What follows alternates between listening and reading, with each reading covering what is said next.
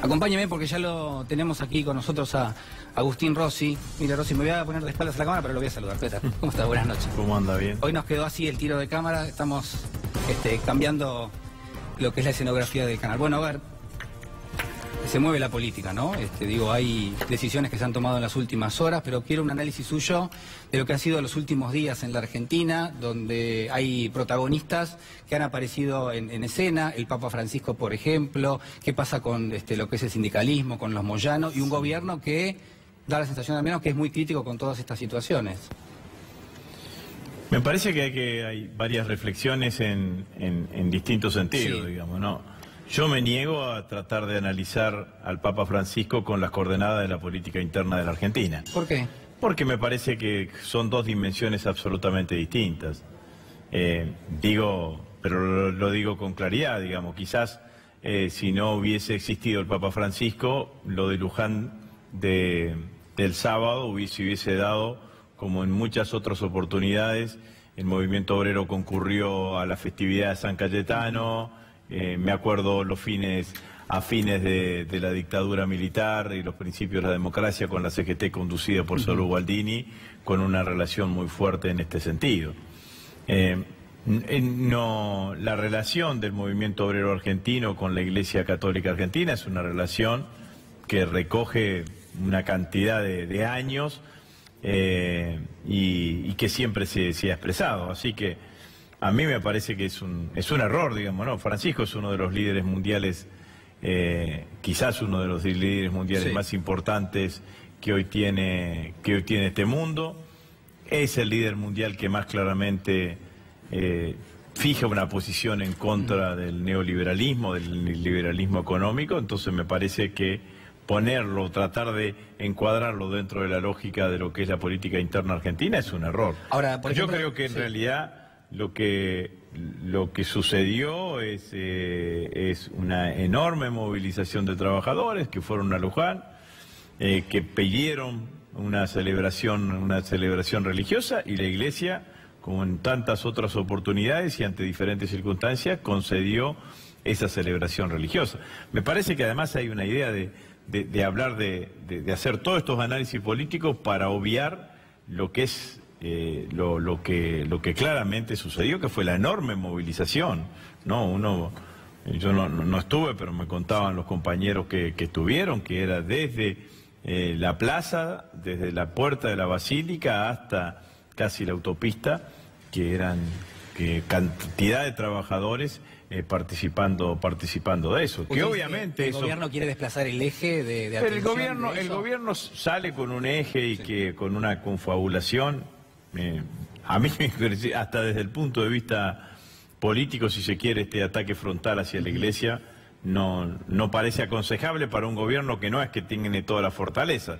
Pero lo que sí quiero decir es que lo que me parece que lo que hay es un discurso que tenemos muchos dirigentes opositores, que tiene el movimiento obrero, más intensamente, sectores del movimiento obrero argentino, y que también aparece claramente en la misión pastoral de la Iglesia, que es coincidente.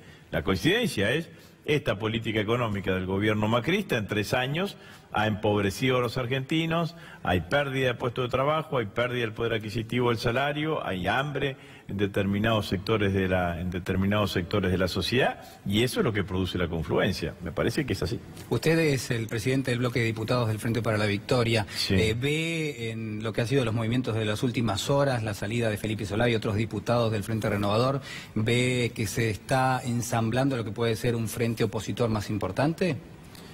Yo soy de los que defiende construir el frente opositor lo más amplio posible, con los compañeros que se fueron con Felipe o con otros diputados, pero también tratando de ampliarlo todo lo que se pueda. Usted es candidato a presidente por el Sí, Frente para pero la Victoria. tratarlo de ampliarlo todo lo que se pueda, inclusive con algunas vertientes que no estrictamente puedan ser, no estrictamente provenientes del Partido Justicialista. Me parece que lo que hay que tratar de hacer es construir ese frente y tratar claramente de que si hay diferencias entre los distintos sectores de la oposición, se diriman en el marco de una utilización virtuosa del sistema de primarias abiertas, simultáneas y obligatorias. Mire, el 70% de los argentinos hoy es críticos a Macri. Lo dicen todas las encuestas, 65, 70%. Entre esos argentinos, entre los cuales me incluyo, tenemos un gran acuerdo en el desacuerdo. Nadie lo quiere más a Macri. Ahora hay que convertir ese acuerdo en el desacuerdo en un proyecto hacia el futuro, en un acuerdo sobre el futuro. Y ese 70% no son todos peronistas, no son todos kirchneristas. Entonces hay que construir una plataforma electoral que sea lo más amplia posible para que esos argentinos puedan sentirse representados por una plataforma electoral opositora. Sí, yo creo es que hay que hacer todos los esfuerzos para que la oposición tenga una única expresión opositora, porque la realidad es que la división de la oposición obviamente que favorece a quien gobierna hoy en la Argentina, ¿no? Entonces me parece que nosotros tenemos que construir una única opción opositora. ¿Es Cristina Fernández la principal referente de la oposición? Planteado en esos términos, sí, sin duda. Cristina es la dirigente política opositora más importante que tiene hoy la Argentina. No hay otro dirigente político de la oposición que tenga la dimensión de estadista que tiene Cristina. Y no hay otro dirigente político de la oposición que tenga el nivel de adhesión que tiene Cristina. Así que de adhesión popular. Así que sin ninguna duda que es la dirigente opositora más importante. ¿Puede ser candidata? ¿Puede ser? No hay nada que la impida. No hay absolutamente nada que la impida. Puede ser candidata y puede no ser candidata. Lo que no se puede hacer es pretender construir un frente opositor sin Cristina, porque la realidad es que en ningún manual de la política del mundo está explicado que se deba prescindir de la dirigente opositora más importante para construir un frente opositor. ¿Y qué pasa con aquellos dirigentes que dicen mi límite es Cristina? Trabajan para Macri. Objetivamente, el que dice mi límite es Cristina está trabajando objetivamente para Macri, porque hay algunos dirigentes que diciendo eso, se contentan o se consuelan con decir, bueno, acá el problema es pasar a la segunda vuelta y en la segunda vuelta se define. Bueno, yo digo que hay que mirar bien exactamente lo que sucedió en las elecciones en Brasil, porque el macrismo tiene una única hipótesis, que es ganar en primera vuelta. Para ganar en primera vuelta, porque ve que en el balotaje, que en un escenario de balotaje, el anti-Macri va a ser muy fuerte. Para ganar en primera vuelta tiene que llegar arriba del 40% y lograr que ningún dirigente político opositor llegue al 30%. Ya llegar al 40% al macrismo hoy le va a costar muchísimo, pero necesita claramente dividir los sectores de la oposición. ¿Y por qué digo lo de Brasil? Porque usted fíjese que Bolsonaro con la legislación argentina ya sería presidente. Sacó el 47%, el 47% de los votos. La derecha concentró sus votantes, actuó en la primera vuelta como si fuese el balotaje. Concentró sus votos en un único candidato y el progresismo, la centroizquierda, en Brasil terminó dispersándolo. Entonces no sea que lo que termine sucediendo en Argentina es que la oposición disperse su voto en la primera vuelta y le dé una chance al oficialismo de ganar en primera vuelta. ¿Qué pasa con lo que ha sido esa foto que ha recorrido sin ninguna duda todas las tapas de los diarios, donde está Sergio Massa, está Miguel Ángel Pichetto, está también el gobernador Urtubey, Schiaretti? Nosotros hacemos una convocatoria amplia, no tenemos ningún problema en que ninguno de esos dirigentes políticos compartan un escenario opositor. La verdad, al menos en términos personales y políticos, lo digo claramente así. Nosotros tenemos que construir un frente político opositor que sea lo más amplio posible. Si hay alguien que se quiera excluir, que se excluya, pero no porque no se sienta convocado. Ahora, lo que hay que hacer es que hay que tratar de construir la oposición. Lo que sí yo entiendo que resulta muy difícil, que si alguien tiene más distancias con un sector de la oposición que con el propio oficialismo, claro, ahí resulta muchísimo más difícil, pero diputado, usted lo cierto es que yo lo que creo es que siempre cuando hablamos de la construcción del frente opositor le ponemos nombres, ¿no? Yo digo, hagamos un esfuerzo y digamos quiénes son los que tienen que estar. A mi criterio tienen que estar los partidos políticos opositores encabezados por el PJ, los partidos que integran la Unidad Ciudadana y otros partidos políticos que si quieran integrar. El movimiento obrero organizado, yo creo que es importante tratar de que en el frente opositor participen la mayor cantidad de sectores del movimiento obrero, en todos sus matices. Tiene que estar la CGT, tiene que estar Moyano también. A mi criterio tenemos que tratar de hacer el esfuerzo que lo integren absolutamente todos. Las organizaciones sociales tienen un rol fundamental, el movimiento de mujeres, las asociaciones empresarias de la pequeña y mediana empresa, la industria ligada al consumo y al mercado interno. Las organizaciones juveniles, los organismos de derechos humanos, eso tiene que ser la gran coalición opositora. Y eso es el frente político, tiene que tener un frente electoral. Si hay diferencias en el frente electoral, bueno, vamos a las PASO, y que las PASO defina el pueblo argentino, quienes estén de acuerdo con votar a un candidato de la oposición, quién es el dirigente opositor dirigente opositor más capacitado para llevar adelante el proceso político que debe empezar, a mi criterio, invariablemente el 10 de diciembre del 2019. Diputado, usted ha dicho, falta conducción política en el oficialismo. ¿Por qué?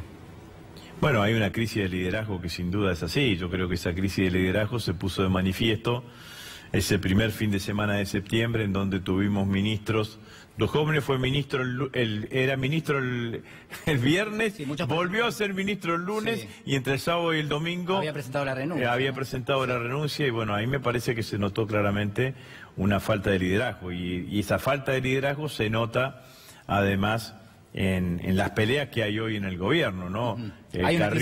Carrió con Garabano, sí. Bullrich con Stanley, Carrió con Frigerio. Bueno, me parece claramente que además en esa pelea hay una pelea que es una pelea entre bandas por colonizar definitivamente el Poder Judicial.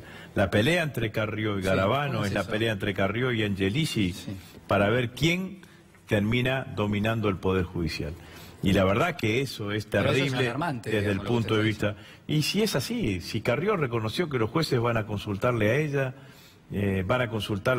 sobre determinados expedientes. Ninguno de los dos es impúdico, porque ninguno de los dos no deja de desconocer que operan permanentemente sobre el Poder Judicial en Argentina. Entonces, y estamos hablando de uno de los poderes de la República, pero dicho de otra manera, son dos bandas que están detrás del Poder Judicial, una encabezada por Carrió y otra por Angelici. Usted ha dicho, el presupuesto de Macri es inútil para el pueblo argentino. ¿Por qué? Porque al presupuesto de Macri no le sirve absolutamente nada para el pueblo argentino. Es un presupuesto en donde todas las partidas van hacia la baja en términos de valores reales. La única partida que crece claramente es el pago de los servicios de la deuda. Hay menos inversión en prestaciones sociales, hay menos inversión pública, hay menos inversión en el sistema previsional, hay menos inversión en salarios. Claramente es un presupuesto hecho a las espaldas del pueblo, cuyo único objetivo que tiene es pagar los servicios de la deuda durante el año que viene. Pasado mañana, 600.000 millones de pesos de ajuste, ¿qué significa? Que son 600.000 millones de pesos que de distintas maneras iban a ser volcados hacia la economía argentina, que ahora no van a estar en la economía argentina y se lo van a poner para pagar los intereses y los vencimientos de capital de la deuda durante el año que viene. Entonces, sin ninguna duda que está hecho en contra del pueblo argentino. ¿Cómo van a votar el presupuesto? ¿Cómo lo van a discutir? Nosotros lo primero que creemos es que como mínimo, primero le dijimos ya a Peña cuando estuvo la última vez que se lo lleve al presupuesto y que lo rehagan, porque el acuerdo con el Fondo Monetario Internacional le ha modificado las variables sobre las cuales fue elaborado el presupuesto. Ahora resulta que no solamente ese acuerdo le modificó las variables, o sea que el presupuesto ya es antiguo. Al menos el año pasado lo hicieron aprobar y después a las 24 horas le habían cambiado la pauta de inflación, ¿se acuerda? Sí, de 10 a 15%. ¿Se acuerda usted? Pero ahora además no sabemos el memorándum de entendimiento y no sabemos si tampoco se va a aprobar el viernes que viene en el Buró del Fondo Monetario Internacional. Entonces, el hecho económico más importante que va a impactar en la economía argentina y que condiciona claramente este presupuesto no está en conocimiento de los legisladores. Entonces, como mínimo, por respeto a nosotros mismos, lo que tendríamos que hacer es no sesionar este miércoles, y que el gobierno envíe, aunque sea para tomar conocimiento, cuáles son las características del memorándum de entendimiento con el Fondo Monetario, independientemente de que el presupuesto tal cual está, es invotable. No hay un motivo para votarlo, digamos. Pero el Fondo Monetario está esperando que los legisladores aprueben ese presupuesto. Bueno, pero es como el huevo y la gallina. Claro. El Fondo Monetario ya debería haber tomado nota de que una gran parte de la oposición, nosotros entre ellos, exigimos que el acuerdo con el Fondo Monetario Internacional sea debatido en el Congreso y que el gobierno no envió el acuerdo con el Fondo Monetario, el primer acuerdo para que sea debatido en el Congreso. Y el Fondo Monetario debería tomar nota también de que la gran parte de la oposición es fuertemente crítica con las políticas que está llevando adelante. Entonces, la realidad es que todo esto tendría que ser parte del análisis político y parte de las decisiones políticas. Y el Fondo, a mi criterio, y el gobierno tendría que por lo menos informarle a los legisladores, miren, si en esto nos comprometimos con el Fondo Monetario Internacional. Vamos a debatir si logran el número para sesionar el miércoles el presupuesto general de la Nación sin saber qué acordaron con el Fondo Monetario Internacional y sin saber si lo que dice la señora de la cual nos tenemos que enamorar lo va a terminar ratificando el buró del Fondo Monetario el día viernes. Entonces, la verdad es que estamos discutiendo sobre ciencia ficción. Eso sí que es ilusionismo también. El presupuesto y la idea de discutir el presupuesto esta semana. Diputado, muchísimas gracias por estar con nosotros. Muchas gracias a ustedes. Ha sido muy amable. Compartimos un informe con lo más importante del día.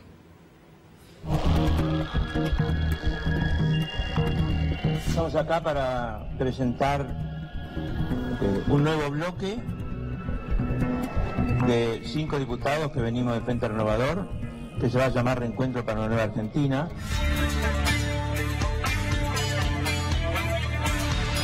Nosotros tenemos el desafío de expresar a esa parte de la sociedad que no se siente representada por un gobierno que gobierna para unos pocos.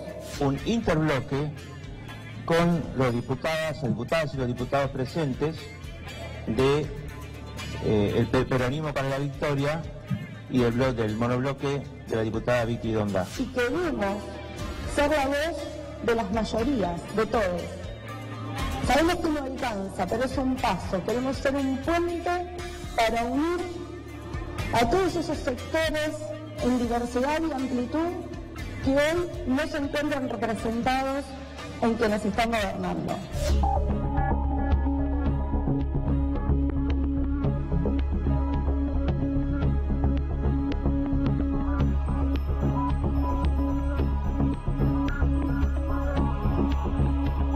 Nosotros hacemos esta denuncia a pocos días en que en la Argentina se va a producir un hecho trascendental para el futuro de todos los argentinos, porque si se aprueba el proyecto de ley que el gobierno firmó en acuerdo con el Fondo Monetario Internacional,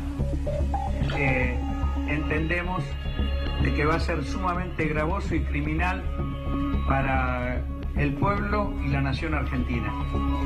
Y por lo tanto estamos rechazando ese presupuesto, ese proyecto de presupuesto, y reclamándole al gobierno que convoque a nuestras organizaciones para debatir y proponer un presupuesto distinto donde lo que se priorice no sea el ajuste, la entrega y la entrega de la soberanía, sino que lo que se privilegie sea el trabajo, la producción y la soberanía nacional.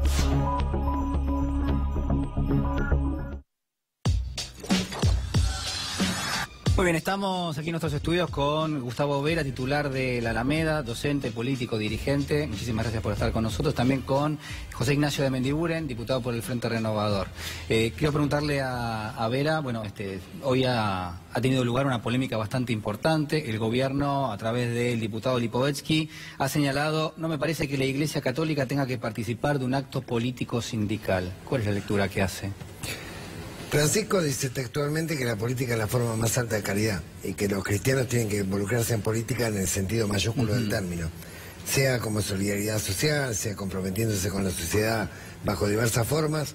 Y yo creo que la Iglesia en Luján, con la consigna Paz, Pan y Trabajo, junto con el movimiento obrero, junto con las demás religiones, hicieron un documento ecuménico que refleja el sentir más profundo del pueblo, que esta política económica no da para más, que es excluyente, que no tenemos perspectiva, que no tenemos futuro, que tiene que cambiar el modelo económico, que tiene que llamarse una concertación económica social, que tiene que entender el presidente Macri que la democracia no es solamente quien gana a través del voto, sino que hay que cumplir las promesas, hay que respetar las instituciones, hay que llamar al diálogo. La democracia moderna de la que se jacta el señor Macri de pertenecer, sin embargo no practica ningún diálogo, ninguna concertación. Y bueno, me parece que una espiritualidad muy profunda se manifestó en Luján. Creo que la bronca, la rabia de muchos medios afines al gobierno con pauta paga, digamos que hoy salieron a ladrar, insólita, no va a poder parar la oleada. Y me hace acordar mucho a la época de Juan Pablo II, cuando Solidaridad hacía misas multitudinarias, sí. Y también había polémicas el día después. ¿Quién lo organizó? ¿Estuvo Juan Pablo Atá? ¿No estuvo? Claro, acá la pregunta es, o al menos la que hacía Lipodexi, es si es verdad que el acto fue promovido por el Papa Francisco, ¿no? El Papa promueve todo lo que sea diálogo, todo lo que sea encuentro y todo lo que sea sociedades justas, inclusivas y sustentables. Y lo que planteó el documento ecuménico, que no fue solo de la Iglesia, participaron pastores evangélicos, participaron líderes religiosos musulmanes, judíos, etcétera, fue un llamado a una concertación económica y social, fue a no perder la esperanza y a tratar de construir entre todos lo que acaba de decir recién el dirigente estatales. O sea, un presupuesto que sea elaborado sobre la base de la defensa de la producción nacional, de la soberanía, del empleo, de la inclusión. Por lo tanto, está perfecto que la Iglesia haga esto porque es volver al sentido original del cristianismo, que es la comunión de bienes, que es Jesús el carpintero, y no la Iglesia bendiciendo de alguna manera a poderes, digamos, que excluyen. Así que sigue el camino de Francisco, la verdad que me pone muy contento lo que pasó en Luján, porque aparte fue un acto ecuménico, algo que no ocurría hace mucho en Luján, y con una profundidad y una masividad enorme que viene, digamos, creciendo mucho en el interior. De Mendiguren recién Gustavo Vera hablaba del presupuesto, que es lo que viene. Le voy a preguntar después del coloquio de idea, ¿no? Que ha sido otro de los epicentros de la política también,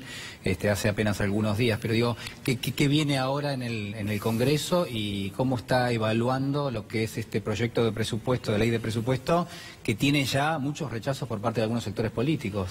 Sí, por mío también. Yo creo que el presupuesto, primero el que nos enviaron, a ver, si podemos repasar de qué seriedad tienen los presupuestos que este gobierno presenta. Pensemos en el último, que es el que está vigente. El gobierno esperó que lo aprobáramos y en menos de 10 días llamó a una conferencia de prensa para ampliar un 50% el índice de inflación, que después, bueno, estaba pensado en el 15%. Pasó de 10 a 15%. Y ahora pasó a 50%. Sí, ahora ya... Y el tipo de cambio a 19.30 lo tenemos en 38. La tasa de interés promedio de 19 y 21 está en el 75, que está vigente. Por lo menos mala praxis. Yo espero se habrán echado al que lo hizo, pero bueno, parece que el mismo que hizo ese nos trajo este año otro. Y lo trajo en septiembre. Y no habíamos terminado de aprobarlo, de analizarlo, porque tenía montones de cosas para corregir, por supuesto. Y ya firma un acuerdo con el fondo que todavía no conocemos, es secreto, pero por lo que trascendió, las pautas macroeconómicas que están alteran totalmente lo que trajeron. Entonces hasta es poco serio que pretendan que nosotros podamos aprobar un presupuesto y analizarlo si no sabemos qué arreglaron con el fondo. Hemos pedido la interpelación del presidente del Banco Central, no tenemos información. Entonces esto no de que un gobierno que no participa de lo que hace, no cuenta cuáles son las cosas que van a incidir. Fíjense que solamente con el fondo nos enteramos una tasa de interés del 75%. ¿Podemos darnos una idea cómo deforma todo el presupuesto que mandaron antes de esto en el mes de septiembre? Un tipo de cambio que lo calculaban en 40, ahora con uno que se mueve en bandas de a 3% con aumento. Esto altera todo. Macon, que es un especialista en presupuestos, que está a cargo de una secretaría que se creó en el Congreso independiente de análisis del presupuesto, él mismo vino a la Comisión de Presupuestos y nos dijo que un peso que altere el tipo de cambio son 4.800 millones más de deuda. Ahora vamos a analizar cuál es el impacto, si el señor director tiene algunos números, y te quiero preguntar a Gustavo Vera, bueno, en función de los números que vamos a ver, cuál es el impacto en lo social, ¿no? Ahí está, de cada 100 pesos que se van a aportar del erario público en el presupuesto destinados a pagar los intereses de la deuda, cuál es el porcentaje de pesos de cada 100 que se aplican a otros rubros, como por ejemplo la educación, la salud, la protección social. Fíjense, por ejemplo, en la protección social. Son 11 pesos por cada 100 que se van a aplicar a pagar los intereses de la deuda. Bueno, esto creo que deja en claro, son datos de la UMED. Vivienda y urbanismo 4 pesos, agua potable 4 pesos, trabajo 1,8. La magnitud de los intereses de la deuda es realmente muy importante. Yo creo que tenemos que hablar con nombre y apellido y con claridad. Sí. Y me parece que esta es la oportunidad histórica que tenemos los argentinos de hacerle comprender al gobierno que tiene que desencillar, que tiene que llamar a una concertación económica social. Y está en manos de los diputados peronistas que dicen luchar por una patria justa, libre y soberana, particularmente de Tucumán, de Misiones, de Catamarca, de San Juan, ¿sí? Escuchen muy bien, de estas provincias, ¿sí? Entre otras. ¿Se llama el peronismo dialoguista? Está en manos de ellos, ¿sí? La oportunidad histórica de decirle no, señor Macri. En democracia también se dialoga, en democracia también se concerta.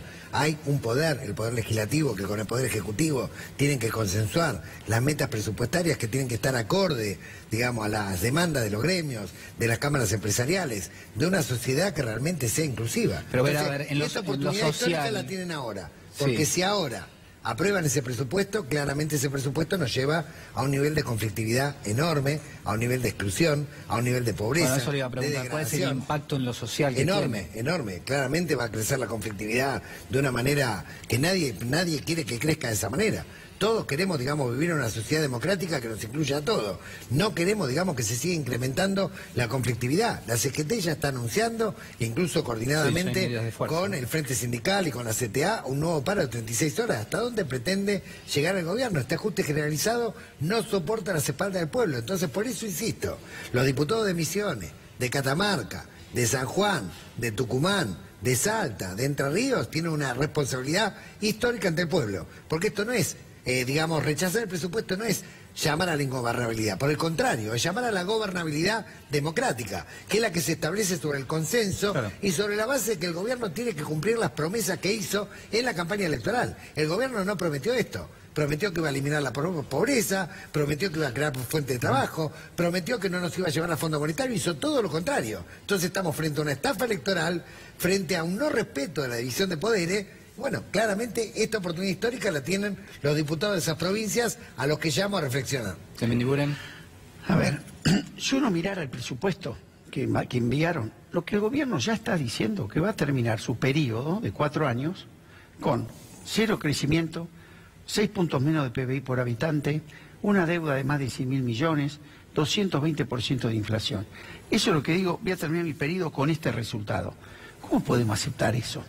Pero además vamos a decir algo importante para tener en cuenta. Cuando el gobierno dice, yo quiero parar el dólar, pongo una tasa del 75, y hoy escuché al presidente del Banco Central que lo van a mantener cuanto haga falta. ¿Saben el costo que eso significa? Porque eso es deuda que está pagando el Estado. Conclusión, todos los ahorros que por otro lado decimos que estamos haciendo sobre la ciencia y tecnología, sobre viendo, ¿no? Todo se va en pagar intereses de la deuda. Pero además hay otra cosa. Es muy difícil comprender a alguien que a mí me dice que para bajar la pobreza hay que aumentarla. La verdad es casi inexplicable, que es lo que nos están planteando. Aumentamos la pobreza que después va a bajar. Segundo, que quede claro que son los errores que este modelo ha instalado, entre otros, que es la dolarización de la economía. El gobierno dolariza todo, dolariza las tarifas, dolariza el combustible, dolariza la tasa de interés. Lo único que no dolariza es el salario. ¿Qué es lo que está diciendo? Hagamos la traducción. ¿Quiénes van a pagar esta crisis? Los asalariados. Entonces, tan claro lo que se está proponiendo, que creo que lo que tenemos que plantear es la alternativa. Nosotros no es que solamente queremos decir, esto no va. Lo que estamos planteando es cómo va. Y al Fondo Monetario, a mí me tocó negociar en un momento con ellos, uno se tiene que dar vuelta y decirle cuál es su plan de crecimiento. Acá, estuvimos en el coloquio de IDEA el otro día. Me sorprendía, son colegas míos, yo soy industrial. ¿Qué espera la sociedad de los industriales? ¿Que le digan cómo se hace un ajuste económico o que le expliquen cómo vamos a crecer con inclusión? Ese debe ser nuestro aporte. El 99% pedía solamente ajuste. Entonces, todos conocemos, todo, porque, a ver, en mi empresa, cuando yo tengo un problema y llamo al contador, No me cabe duda, ¿qué me va a decir? Suspender el café, no compré más los diarios, cortar los remises, puede ser. Ahora, yo llamo al gerente de ventas que me diga cómo facturo el doble. Hoy un país como la Argentina, que está exportando trigo, importando fideos, que está exportando cuero, importando zapatos, que está exportando poroto, 90% de lo que le mandamos a China es poroto de soja, ni siquiera aceite, y el 90% de lo que le compro es empleo chino. Sí, se primarizó directamente. Se primarizó. Hoy Argentina exporta a $400 la tonelada e importa 1.600. ¿Qué te quiero decir con esto? Todo lo que hay para trabajar, de cómo doblamos, de cómo pasamos a exportar fideos. ¿Pero es mala praxis económica o este es el plan económico del gobierno? No, yo creo que este es el plan económico del gobierno. Mira, no hay que ser novedoso. Cada vez que en la Argentina se instala como eje de la política económica la bicicleta financiera, que fue lo que hizo este gobierno 2016-2017, los resultados fueron estos. Siempre terminaste de dos formas, mal o peor, ahogando la economía productiva. ¿Verá? Y empieza con el ajuste, empieza con el desmantelamiento de las pymes, empieza con la destrucción del empleo, sigue con la reforma laboral y después al final del camino viene la capitalización de la deuda y ahí viene el tema de la soberanía. Vaca Muerta, acuífero guaraní, bases en la Quiaca norteamericana, bases norteamericanas en Ushuaia, lanchas israelíes que tenemos por todo el acuífero guaraní, por el río Paraná y el río Uruguay. O sea, una injerencia cada vez mayor de potencias extranjeras que no vienen precisamente a ayudar a la Argentina, sino a saquear la minería, el litio y el petróleo, que se la van a querer cobrar como parte del pago de una deuda totalmente fraudulenta que no es ni para crear hospitales, escuelas, calles, sino que simplemente es para que el gobierno sobreviva con un esquema económico que es inviable, mundialmente es inviable. Por eso, vuelvo a insistir, las organizaciones gremiales, las cámaras de pyme, la oposición parlamentaria, todos le estamos reclamando al gobierno, ¿sí?, que tiene que llevar hacia una situación de gobernabilidad democrática, tiene que llamar a un diálogo, a un gran encuentro nacional, a una gran concertación económica social y hay que empezar a corregir el tema aranceles, hay que empezar a corregir pero tiene el tema estar precios, el de tema acuerdo a pensiones. resignar el gobierno, digamos. Pero por supuesto, por eso la única posibilidad para que reflexione pacíficamente está en manos de los diputados de las provincias que te mencioné. Porque esos diputados que son peronistas no van a tener una patria ni justa, ni libre, ni soberana si votan este presupuesto. Con este presupuesto vamos a hacer un virreinato del Fondo Monetario Internacional. Y lo saben perfectamente. Entonces, por un subsidio más o un subsidio menos, no se puede rifar la patria. Y por eso yo llamo a esos diputados, sí, que yo sé que en el fondo de su corazón anhelan digamos, reproducir la doctrina social de la Iglesia, anhelan de alguna manera una sociedad que sea más justa y más inclusiva, a que lean la letra chica de ese presupuesto que nos está llevando a una situación dramática de colonización del país y de enajenación de la soberanía que lamentablemente no nos deja otra opción más que movilizarnos. Ahora, ¿se podría resolver esto por vía parlamentaria? Sí. El gobierno tiene los votos muy ajustados. Depende de los votos, insisto, de Tucumán, de Catamarca, de Santiago del Estero, de Misiones, de San Juan, de Entre Ríos, que de los votos peronistas estoy hablando, ¿no? De Córdoba, que se reflexionan y se dan cuenta, el camino de rechazar el presupuesto es el camino para llevar al gobierno a reflexionar por vía pacífica, democrática y totalmente constitucional a un gran diálogo argentino como lo hubo en el 2002, por ejemplo. Han sido muy amables los dos, la verdad les agradezco muchísimo por estar con nosotros esta noche. Quiero hacerle una pregunta muy breve a cada uno, para el Vasco de Mendiguren. Hoy se dio un movimiento en la política que de alguna manera ha sido resaltado por distintos analistas. Se dio la salida de Felipe Solá y otros diputados de un bloque y la creación de un nuevo bloque. Digo, ¿cómo se ensambla eso en esto que usted decía, en esta oposición que tiene que tener ciertos consensos? Bueno, yo creo que es una decisión de algunos integrantes de nuestro bloque, de que creen que ya tiene que haber un candidato a presidente, que ya tiene que haber un candidato a gobernador. Usted no tomó esa decisión. No, yo creo que lo que sí no puede haber un día más de postergación es en análisis del modelo de desarrollo alternativo a lo que hoy estamos padeciendo. Porque las pymes que vayan cayendo, la pobreza que se va generando después no se recupera más. En eso yo soy presidente de la Comisión de Industria y vengo representando a las pymes. Hoy las pymes lo que me dicen, ¿qué van a hacer mañana? Esta tasa me está matando.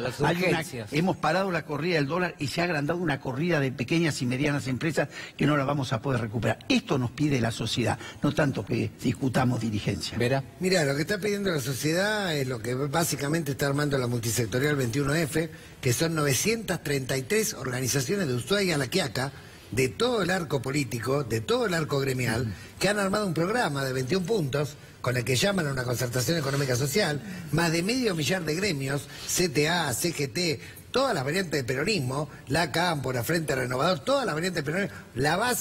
La base en las provincias está fuertemente unida. En la capital se siguen mirando al espejo, siguen de alguna manera jugando a los juegos de vanidades, pero el interior profundo está reclamando la unidad. Hubo el 17 de octubre un acto en Salta que nadie registró, 5.000 trabajadores de 4 provincias del NOA votaron un plan de lucha. Este jueves se juntan 5 provincias del NEA de 400 organizaciones en Corrientes para votar también un plan de lucha. Es decir, la base, los secretarios generales, los referentes de organizaciones políticas, vecinales, barriales, hace rato que están unidos y están esperando que los dirigentes del centro dejen de mirarse al espejo y empiecen a trabajar por la unidad real. Han sido muy amables los dos, les agradezco muchísimo. Hacemos una pequeña pausa y ya regresamos.